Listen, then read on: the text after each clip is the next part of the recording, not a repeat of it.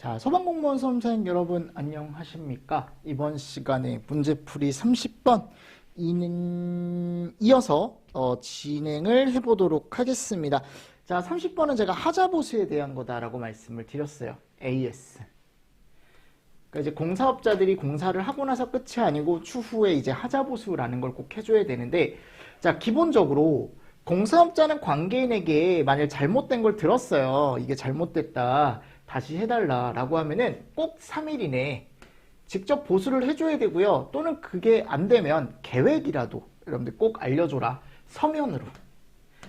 두 번째, 하자보수를 이행하지 않으면 관계인은 본서에게 알릴 수밖에 없죠. 왜냐면 야, 나는 하자보수를 틀림없이 내가 돈을 주고 너한테 공사를 했는데 하자보수 신청을 하면 당연히 해줘야 되는데 안 해주는 거잖아요. 그죠? 세 번째, 본서는 통보를 받았을 때 이게 지방소방기술심의위원회의 심의 요청 사항이거든요. 그래서 그 심의 결과에 따라 시공자에게 기간을 정해서 하자보수를 명령할 수 있다라고 명확하게 표현이 되어 있고, 자, 네 번째 보겠습니다. 공사업자는 공사 결과 자탐, 행안부령으로 정하는 하자가 있을 때는 행안부령으로 정하는 기간 동안 그 하자를 보수한다. 자, 이 설비와 그리고 하자보수 기간들이 제가 2년, 3년으로 정해져 있다 그랬죠. 이게 다 어디에 나와 있냐면 대통령령에 나와 있습니다. 그러니까 지금 행안부령이라고 했기 때문에 얘는 틀린 거예요. 아셨죠? 그래서 정답이 4번이다. 그래서 제가 그 날짜를 잘 보셔야 된다 그랬잖아요. 그죠? 2년과 3년 구분할 수 있어야 된다고. 31번. 또 보증에 대한 설명으로 옳지 않은 거 그랬어요. 자, 찾아보십시오. 1번 맞습니까? 대통령령 제대로 들어갔죠. 그죠? 2번.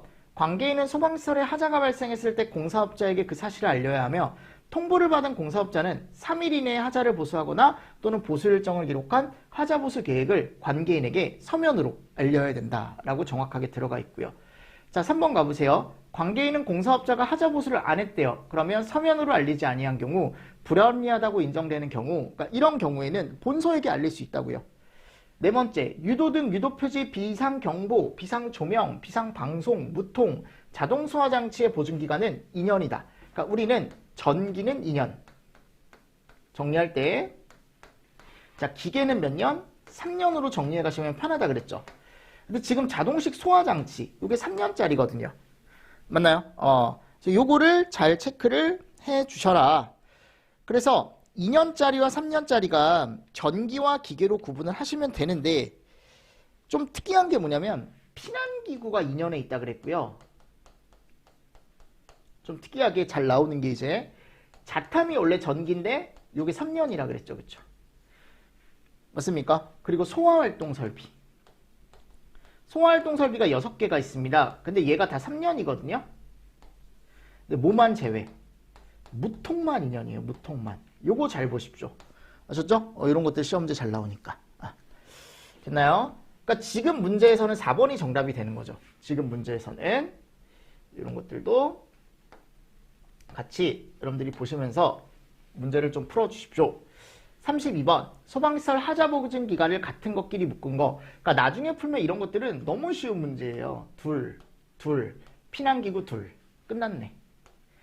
자, 3, 비콘 3, 비방 2, 전기니까요. 무통 2, 소화 3 벌써 끝난 거예요, 이거는. 그죠? 자탐 3, 옥내 3, 무통 2, 비상조명 등 3. 그러니까 같은 것끼리 묶은 거 몇 번밖에 없습니까? 1번밖에 없더라 라는 겁니다. 자, 33번 문제입니다. 이것도 한번 보십시오. 특정 소방 대상물의 소방시설에서 하자보증기간이 같은 것끼리 묶은 것은 그랬어요. 자, 자탐 3 빠르게 적어보겠습니다. 비경 2, 무통 2, 스프링클러 3, 자동소화 3, 옥내소화전 3. 그럼 3경끼리 묶으면 되겠네. 기억, 리을, 미음, 비읍. 그죠? 정답 몇 번? 3번. 됐죠?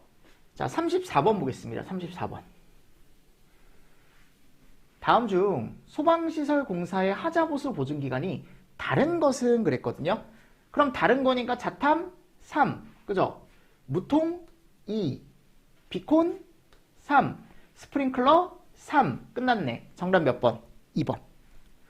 정답 2번. 됐죠? 자, 35번. 다음 중 감리자 업무로서 옳지 않은 것은 그랬거든요. 자, 1번. 자, 그러니까 지금 봐봐요, 여러분들. 하자보수가 끝났어요. 이제 어디로 넘어오는 거예요, 이제?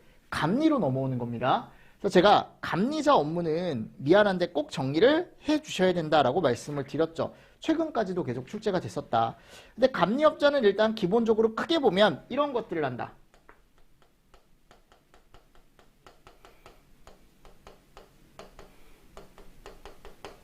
적법과 적합. 그죠? 적법과 적합. 그래서 뭐 소방시설 등의 설치 계획표의 적법성, 설계도서의 적합성, 설계 변경사항 적합성, 소방용품 위치규격 사용 자재 적합성, 그쵸? 공사업자가 제대로 했는지에 대한 지도감독, 완공된 소방시설 등의 성능시험, 공사업자가 작성한 이 시공상세도면이 공사업자가 작성하는 걸 꼭 보셔라라고 제가 말씀을 드렸어요. 그리고 피난시설 및 방화시설의 적법성, 실내 장식물 불연화와 방염 물품의 적법성, 그쵸? 이런 것들이 이제 감리업자의 업무다. 그래서 지금 여기서는 적법, 적합 들어가 있고 유지관리. 이 소방시설의 유지관리는요, 보통은 관계인이 하죠. 또는 관리업자들이 하죠. 그러니까 이건 감리자 업무가 아니다라는 겁니다. 됐나요? 자, 36번 똑같은 문제입니다. 다음 중 소방공사 감리업자가 수행하는 업무가 아닌 것은 그랬거든요.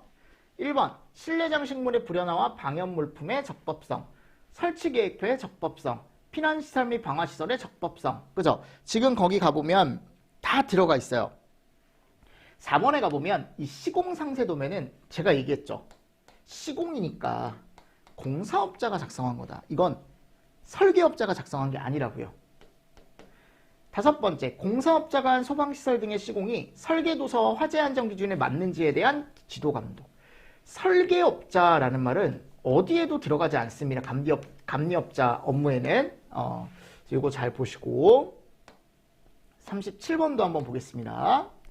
똑같아요. 감리업자 업무가 아닌 것은 그랬거든요. 완공된 소방시설의 성능시험, 피난시설 및 방화시설의 적법성, 그죠? 공사 예정 공정표 없었죠, 그죠? 이거에 대한 적합성은 따로 없었습니다.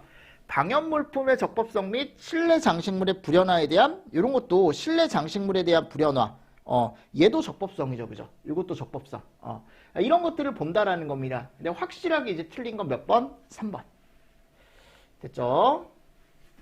자, 38번. 자, 이거는 여러분들 미안한데 요거 하나만 바꿔주십시오. 요거. 얘를 적법으로.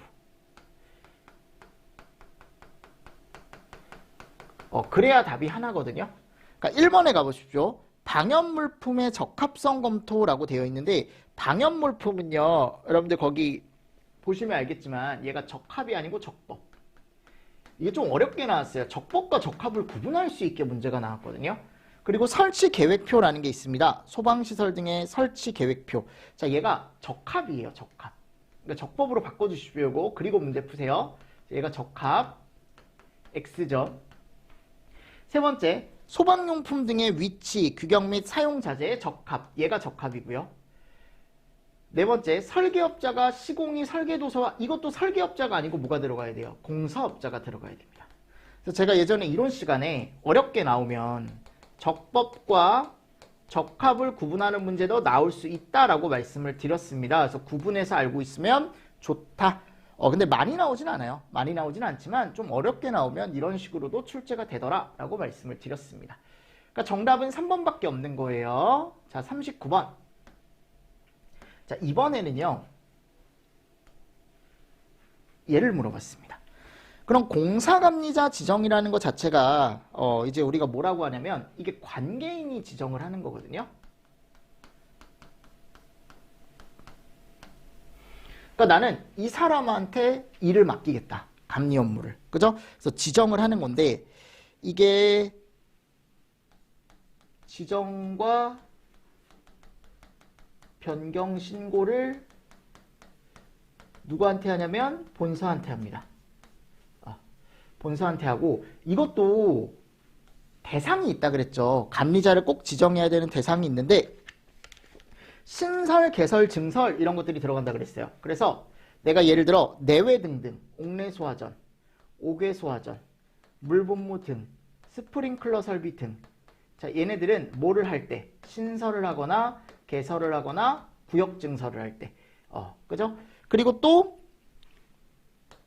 자탐이라던가 통합 감시 시설이라던가 맞습니까? 그리고 방송이라던가 조명등이라던가 소화용수. 자, 얘네는 뭐밖에 없다? 증설이 없습니다. 그러니까 여기다가 증설 딱 껴넣을 수 있겠죠. 맞나요? 그리고 활동설비. 소화 활동설비에 가보면 총 몇 가지가 있다 그랬죠, 제가? 활동설비는 6가지가 있습니다. 근데 대부분이 다 신설, 개설, 증설이 들어가거든요. 근데 그 중에 무통이랑 연결송수관만 신설과 개설이 들어가고 나머지는 다 증설까지 들어가요.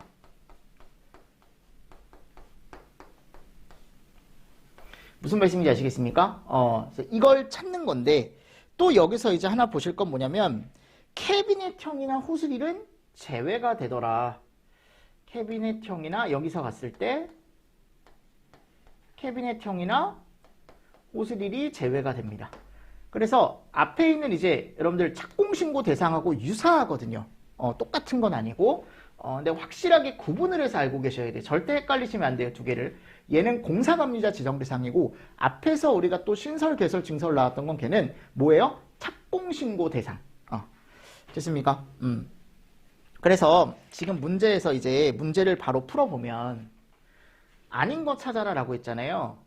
용수나 감시, 용수나 감시. 지금 여기 갔을 때 통합감시, 용수나 여기 통합감시. 얘는 증설 빠지고 신설, 개설 들어가 있네요. 옥내외 신설, 개설, 증설 들어가 있고 얘는 왜 틀렸을까요? 얘 때문에 틀린 거죠. 캐비닛 때문에. 맞나요? 자, 자탐설비, 신설, 개설 들어가 있죠. 자, 정답 몇 번이다 그래서? 3번이다. 이렇게 가져가시는 문제입니다. 됐나요? 자, 40번 문제도 똑같은 문제입니다. 이거 한번 찾아보십시오. 관계인이 소방공사 감리업자를 지정하여야 하는 특정 소방대상물이 아닌 것은 1번. 근데 가스로설 경보기가 있었나요? 방금 감리에? 없었죠. 그죠? 정답 몇 번? 1번. 나머지는 다 들어가 있습니다. 됐죠? 자, 그리고 41번입니다.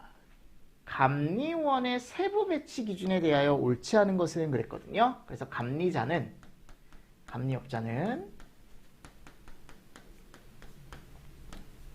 이 사람들을 현장에 배치한다 그랬죠. 그죠?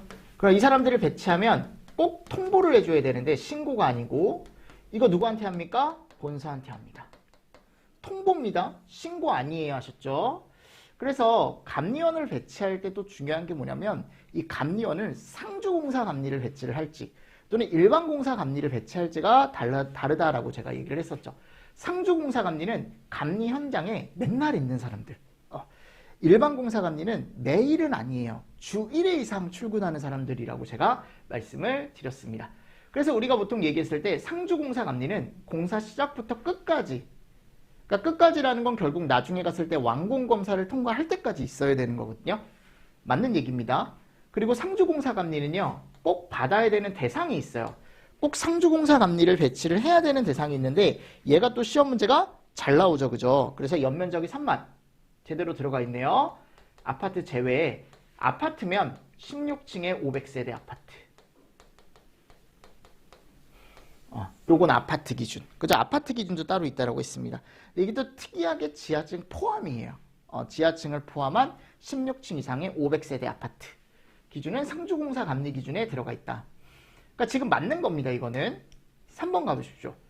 일반공사 감리는 월 1회 이상 아니라고. 주 1회 이상이에요. 주 1회. 그러니까 잘못된 거죠. 월 1회 출근이면 너무 여러분들 띄엄띄엄 출근하는 거 아니에요? 그죠? 네 번째, 일반공사 감리는 지하층을 포함한 층수가 16층 미만인 아파트의 경우 결국 상주에 해당을 안 하는 거죠. 그죠? 그러니까 일반공사 감리겠죠. 연면적에 관계없이 5개 이하의 현장을 누가 감리할 수 있냐면 일반공사 감리가 할 수 있습니다. 그래서 일반공사 감리에 대한 기준도 여러분들이 한번 보시면 좋습니다. 그래서 일반공사 감리 기준에 가보면 이 사람들도요. 주 1회 이상 제가 출근한다 그랬잖아요. 그죠? 그럼 주 1회 이상 출근하니까 최대 몇 개까지? 5개까지 현장을 나갈 수 있어요. 월, 화, 수, 목, 금. 맞나요? 근데 이게 또 연면적이 너무 넓으면 안 된다 그랬죠. 그래서 5개 이하의 연면적 총합이 10만이에요. 나와 있습니다. 해설에. 근데 이제 아파트는 우리가 연면적 관계없이 5개 이내로 할 수 있다라는 기준이 있거든요. 자, 42번. 방금 이제 풀었던 문제 중에 제가 상주감리에 대해서 설명을 간단하게 드렸습니다. 연면적이 3만 이상, 이건 아파트 제외 기준이고, 그리고 아파트일 땐 지하층 포함 16층 500세대가 들어간다 그랬죠. 그럼 얘는 3번이 정답이네. 그지? 상주감리 대상 골라라 라고 했으니까. 됐나요? 자, 43번. 다음 중 일반공사 감리에 대한 내용으로 옳지 않은 것은 그랬습니다. 1번, 상주공사 감리에 해당하지 않는 공사에 해당한다. 2번, 감리원은 행안부령이 정하는 기간 중에는 이 행안부령이 정하는 기간이라는 건 공사 시작부터, 그러니까 배관을 매립할 때부터, 전선관을 매립할 때부터, 완공검사 확인증을 받을 때까지, 완공검사를 받을 때까지 기간을 얘기합니다. 이 주에 주 1회 이상 공사 현장을 방문한다. 맞습니다. 세 번째, 한 사람이 5곳 이하를 나갈 수 있고 연면적은 10만으로 제한을 한다라고 했죠. 자, 아파트는 지하층을 포함한 16층 미만인 경우 면적에 관계없이 아파트 5개까지 가능하다. 6개가 아니고 아까 나와 있던 내용이었어요. 정답 4번이죠. 자, 44번 보겠습니다. 공사감리원 배치 기준으로 옳지 않은 거 그랬어요. 그럼 내가 배치 통보를 하려면 이제 감리원을 적절히 현장에 배치를 해야 되거든요. 근데 이 감리원 배치 기준이 틀림없이 있다 그랬죠. 건물 사이즈에 따라 내가 여기다가는 소방기술사를 감리원으로 배치할지, 또는 특급 감리원을 배치를 할지, 고급을 배치할지, 중급을 배치할지, 초급을 배치할지 다 다르다 그랬어요. 그래서 그 표를 여러분들이 암기를 해 주셔야 되는데, 1번에 가보면 특급 감리원 중에 기술사만 할 수 있는 현장이 있다라고 있습니다. 거기가 연면적 20만, 또는 지하층 포함 40층. 이거 제대로 들어가 있죠. 그리고 하나 내려가면 특급 소방감리원이 있다라고 했어요. 그죠? 이때는 3만에 20만. 근데 아파트 제외입니다. 20만. 뭐 거기 책에 다 나와 있습니다. 해설에. 그죠? 또는 지하층 포함 16층에 40층. 자, 고급은요. 물분무 등이나 재연, 이 재연입니다. 왜 재연하고 들어갔죠? 재연. 그죠? 거기 책에도 재연라고 들어가 있네. 재연입니다. 재연. 3만에서 20만 아파트. 여기 3만에 20만 아파트 들어가죠. 아파트만 들어가는 거고, 물분무 등 재연 들어가죠. 그죠? 자, 그리고 4번에 가보면 중급 소방감리원 이상, 1명 이상 배치하는 기준. 연면적이 5천, 그죠? 미만 또는 지하구. 자, 여기는 중급이 아니고 뭐가 들어가더라? 초급. 이 초급 기준입니다, 지금. 맞나요? 그래서 중급은 5천에 3만 들어가죠. 그리고 5천 미만의 지하구는 초급 감리원을 배치할 수가 있더라 라고 제가 틀림없이 말씀을 드렸습니다. 그래서 내가 이렇게 배치를 했을 때 이 현장에 꼭 본부장 서장에게 통보를 해줘야 돼. 배치 통보라는 걸 꼭 해줘야 된다. 자, 45번. 다음 중 감리원에 대하여 옳게 설명한 것은 그랬거든요. 자, 소방 공무원들이요, 퇴직을 하면 감리를 많이 해요. 감리를 많이 하는데 초급 감리를 우리가 바로 할 수 있거든요. 근데 이게 1년 기준이 아니고 3년 기준입니다. 3년. X죠. 2번. 소방기술자를 공사 현장에 배치를 안 했답니다. 지금. 그죠? 자, 이랬을 때는 300만 원 이하의 과태료가 아니고 얼마? 200 이하의 과태료에 처합니다. 200 이하의 과태료가 부과가 되고요. 3번. 연면적이 5천 미만의 특정 소방대상물 또는 지하구의 경우에는 초급 감리원 배치를 하죠. 네 번째. 소방공사 감리업자는 감리원을 배치할 거면 통보를 7일 이내에 꼭 해줘야 돼요. 이런 것들이 다 법 이론 시간에 제가 다 말씀을 드렸던 내용들입니다. 아셨죠? 문제로 한 번 더 보십시오. 이렇게. 자, 46번 보겠습니다. 감리업자가 소방공사를 감리한대요. 그럼 소방공사가 설계 도서나 기준에 맞지 않을 때 취할 수 있는 조치에 해당되지 않는 것은 그랬거든요.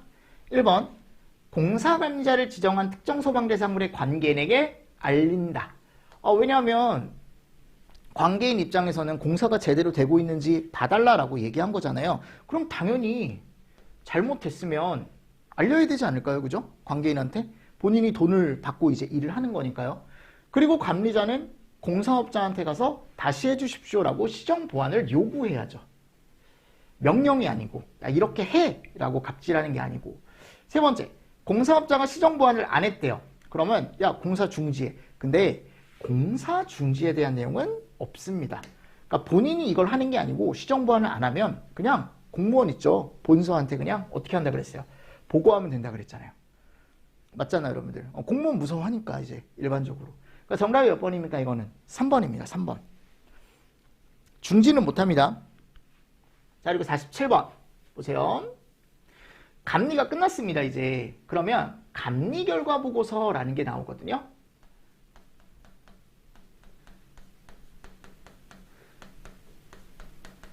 그럼 이 감리 결과 보고서를 꼭 본서한테 제출을 하고요.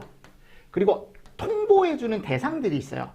알려주는 대상이 있다고. 이 감리 결과에 대해.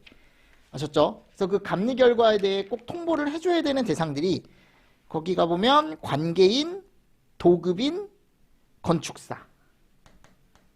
서면으로 꼭 알려줘라. 이런 사람들.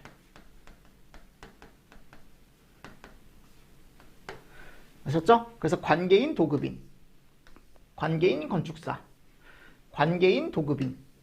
설계자가 있습니까? 없죠? 도급인, 본서. 본서한테는 보고서 내줘야 되니까 알려줘야 되는 거죠. 건축사, 본서. 지금 정답이 몇 번이다? 이거는 3번이다. 틀린 거. 됐습니까? 네, 이런 식으로 정리를 좀 해주시면 좋을 것 같습니다. 자, 48번. 공사업법상 공사 도급에 관한 사항으로 옳지 않은 것은 그랬거든요. 자, 도급이라는 건 일을 주는 걸 얘기합니다. 그죠? 1번 특정 소방 대상물의 관계인이나 발주자는 소방시설 공사 등을 도급할 때는 당연히 설계면 설계, 그죠? 시공이면 시공, 공사업자한테 줘야 되고 감리면 감리, 해당 소방시설업자에게 당연히 줘야죠. 두 번째, 공사업자가 도급받은 공사의 도급 금액 중 그 공사의 근로자에게 지급하여야 할 임금에 해당하는 금액은, 그러니까 우리 월급 있죠, 월급. 자, 이거는 압류를 할 수가 없다라는 조항이 틀림없이 있었고, 세 번째, 도급을 받은 자는 공사의 전부를 한 번만, 전부가 아니고 일부를. 그러니까 이 일부가 뭐예요? 이제 공사에 대한 것만 일부를 딱 한 번만 삼자에게 하도급이 가능하다 그랬죠. 그러니까 이게 잘못된 겁니다. 그래서 공사의 일부를 다른 자에게 하도급할 수 있다라는 기준이 있다 그랬죠. 근데 만일 도급을 받은 자가 해당 소방시설 공사 등을 하도급할 때는 행안부령으로 정하는 바에 따라 미리 관계인과 발주자에게 알려줘야죠. 뭐 당연한 거지만, 그래서 우리가 시공의 경우는 일부 하도급이 가능한데 아무거나 막 해주는 건 아니라고 했죠. 틀림없이 4가지 업무를 같이 하고 여기에 소방시설 공사에 대한 시공 업무를 추가로 받는 경우에 얘를 일부 떼어줄 수 있다 그랬어요. 그럼 이 메인 업무 4개가 뭐라고 했습니까? 대표적으로 건설, 그리고 공사. 그래서 주택건설이나 건설, 그죠? 전기공사, 정보통신공사 이렇게 4가지가 있다 그랬죠. 요거 여러분들 해설에 제가 하도급의 제한이라는 거 넣어놨으니까 한번 꼭 보시고 넘어가 주십시오. 49번. 특정 소방 대상물의 관계인 또는 발주자는 수급인이 정당한 사유 없이 며칠 이상 공사를 계속하지 않으면 계약을 해지할 수 있다. 자, 이게 며칠이라 그랬어요? 30일이라 그랬죠. 그러니까 내가 일을 틀림없이 줬는데 야, 이 사람이 한 달 동안 일을 안 해요. 얼마나 답답해요. 일을 준 사람 입장에서는. 그치? 나 너한테 돈을 다 줬는데 왜 일을 안 하냐? 30일이 지나도 일을 안 한대요. 그러면 야, 나 너랑 안 해 라고 할 수 있대요. 또는 회사가 얘가 됐대요. 바로 해지할 수 있겠죠. 또는 회사가 갑자기 얘를 한대요. 바로 해지할 수 있겠죠. 그죠? 또 하도급 계약을 얘네가 했는데 이 하도급 계약이 나하고 내 입장에서 너무 불리한 거예요, 여러분들. 그래서 이거를 바꿔달라고 할 수 있거든요. 근데 바꿔주지 않는 거야. 그러면 당연히 어떻게 해야 돼요? 나 너네랑 계약 안 해. 라고 할 수 있다 그랬잖아요. 그죠? 그런 기준이 들어가 있는 거고.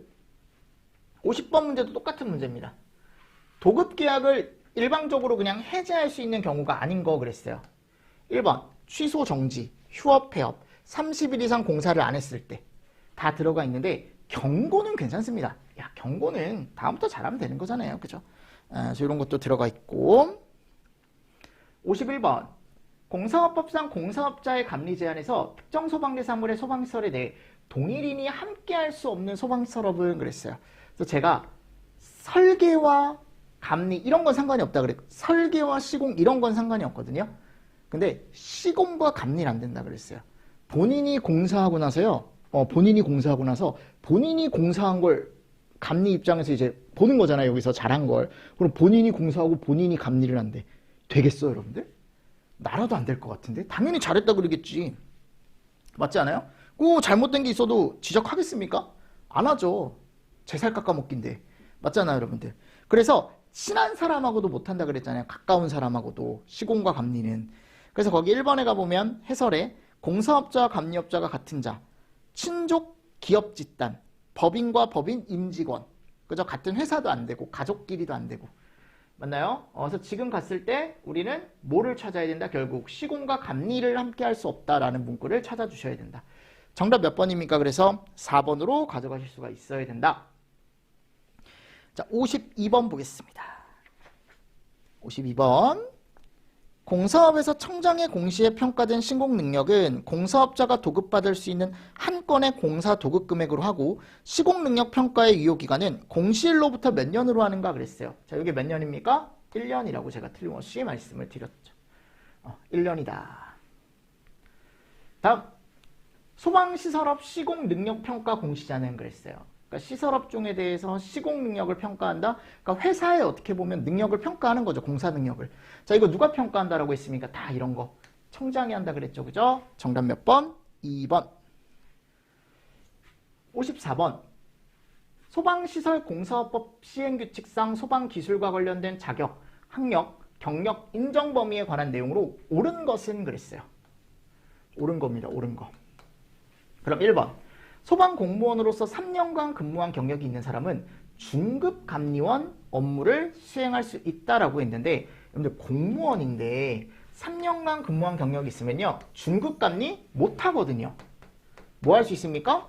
초급할 수 있습니다. 초급. 그러니까 공무원은요 퇴직하자마자 중급 바로 못 해요, 여러분들. 초급부터 할 수 있어요. 초급. 그리고 2번에 가보면 학사학위를 취득하고 내가 특급 기술자 업무는 12년이란 경력이 필요하고요. 관리사 자격을 취득하고는 요게 이제 우리가 5년. 이게 한 번 나왔어요. 요게 딱 한 번. 딱 한 번. 아셨죠? 근데 이거를 이제 학생들이 물어보죠. 이거 다 해야 되냐. 이게 왜냐하면 기술자 기준이 있고 또 감리원 기준이 있고 학력 경력 기준이 있고 맞습니까? 그러니까 저는 그냥 많이 나오지 않으니까 깊게 안 해도 된다. 근데 제가 이제 표로 만들어 놓은 게 있어요. 요약본 같은 데 가보면 일단 그 정도, 거기 나와 있는 거 정도만 체크하고 가라 라고 말은 하는데 보고 가면 당연히 좋죠. 근데 워낙 보고 갈 게 많기 때문에 법에 워낙 보고 갈 게 많기 때문에 다 볼 수는 없다라고 저는 말하는 편이거든요. 왜냐면 그 책을 다 보는 게 좋죠. 솔직히 말하면. 근데 그거 어떻게 다 봅니까? 그거 두꺼운 거, 그지? 맞잖아요. 여러분들 보면 막 질리지 않나요? 법규책 보면? 전 예전에 질리던데 강사가 이런 말을 하면 안 되지만 하면 안 되지만 수험생 입장에서는 충분히 지루하다라고 느낄 수 있을 것 같아요. 그래서 제가 요약자료나 또는 이제 요약책 이런 것들 제가 많이 활용하라고 말씀드리잖아요. 그죠? 그게 훨씬 더 가독성이 좋거든요. 볼 때. 일단 55번. 자, 이런 업자협회 업무는 아직은 나온 적이 없지만 시설업자협회 업무도 충분히 나올 수 있습니다. 시험 문제에 갔을 때 이런 것도 찾아보시면 되는데 대표적인 게 지금 1번부터 3번까지 업무가 들어가 있고요. 마지막에 가보면 이 교육이 없죠. 소방산업의 기술 발전과 소방기술의 진흥을 위한 분석과 교육이라고 들어가 있지 않고 분석과 평가라고 들어가 있습니다. 됐나요? 그래서 소방산업의 기술 발전과 소방기술 진흥을 위한 조사, 연구, 분석, 평가까지 들어가 있어요. 이렇게 이제 들어가 있는 거고요. 56번. 공사업법 중에서 이제 청문 대상인 것은 그랬거든요. 뭐래요, 여러분들? 청문 대상인 거. 그런 청문 대상 같은 경우는 소방기술 인정 자격 취소. 끝났네. 요거 하나랑 뭐 있다 그랬어요? 시설업에 대한 취소와 정지 있다 그랬죠, 그죠? 지금 이 세 개밖에 없어요. 하나, 둘, 셋. 이게 따로 없습니다. 여기. 정지가 없어요. 그리고 인정 자격에 대한 건 아셨습니까? 네. 이런 것도 같이 보시면서 넘어가 주시면 좋을 것 같습니다. 네. 됐고요. 그리고 요거는 영업정지예요. 영업정지. 자격정지가 아니고. 그래서 틀린 거예요. 57번. 공사업법 시행령상 업무 위탁에 대한 설명으로 옳지 않은 것은 그랬습니다. 자, 1번. 시도지사한테 소방시설업을 등록하는 건 맞거든요. 시도지사가 바쁘잖아요. 그죠? 그러니까 이거를 협회에 위탁한다고 제가 틀림없이 말씀을 드렸었고. 두 번째. 소방청장이 이 자격, 학력, 경력을 인정해서 이제 넌 고급이다, 넌 특급이다 이렇게 이제 인정을 해준다 그랬죠. 근데 요거를 이제 협회나 또는 기술과 관련된 법인 단체에 위탁을 한다. 요것도 이제 업무의 위탁이라는 조항에 가보면 다 있어요. 청장도 업자 협회에 위탁을 하는데, 자, 여기서 이제 확실하게 틀린 게 이 실무교육에 대한 건 청장이 지정하는 실무교육기관, 자, 여기서 할 수 있습니다. 그리고 대표적인 곳이 어디라 그랬어요? 제가 교육은 안전원이라 그랬죠. 그죠? 한국소방안전원에 위탁하는 거죠. 정답 몇 번 그래서? 4번. 자, 58번. 소방시설공사업법상 벌칙 내용이 다른 하나는 그랬거든요. 그럼 1번에 가보면 영업정지 처분을 받지 않고 그 영업정지 기간 중에 영업을 한 사람, 공사감리 결과의 통보 또는 결과보고서 제출을 거짓으로 한 사람, 감리자 지정하지 아니한 사람, 이게 다 1년에 1천짜리고요. 2번에 가보면 이거 대표적인 거라 그랬죠. 소방시설업을 등록하지 않고 영업을 했대요. 원래 시도지사한테 해야 되는데 이게 대표적인 3년에 3천짜리다. 그래서 저는 공사업법에서 1년에 1천짜리랑 3년에 3천짜리는 꼭 정리를 해가시라고 말씀드리거든요. 그리고 300만 원 벌금까지. 그래서 59번에 가보면 이런 거. 공사 현장에 감리원을 배치하지 않았대요. 요게 이제 얼마다? 300만 원 이하의 벌금이다. 그래서 300만 원 이하의 벌금을 제가 59번 해설에 넣어놨으니까 한 번 더 보시고, 60번. 공사업법에서 1년 이하의 징역 또는 1천만 원 이하의 벌금이 아닌 것은 그랬거든요. 자, 동시에 둘 이상의 업체에 취업한 사람은 300만 원 이하의 벌금입니다. 아까 거기 해설에 가보시면 59번 해설에 300만 원짜리의 개가 들어가 있어요. 61번. 완공검사를 받지 않으면 200만 원 이상의 과태료다. 꼭 기출에 나온 건 꼭 보고 가십시오 하셨죠. 이런 것들. 62번. 벌금 중 그 성격이 다른 것은 그랬죠. 그럼 이것도 마찬가지. 1번은 300만 원 이하의 벌금이고 나머지는 1년에 1천짜리입니다. 그래서 이렇게 해서 이제 벌금 문제 한번 제가 쭉 풀어봤어요. 그래서 공사업법을 이렇게 해서 이제 마칠 거고, 챕터 5에 가보면 이제 뭐가 나와요? 위험물법이 나옵니다. 위험물법. 이 위험물법을 조금 쉬었다가 또 문제를 앞에 것들 한번 풀어보도록 하겠습니다. 아셨죠? 네. 자, 이번 시간도 여러분들 수고 많으셨습니다. 수고하셨습니다.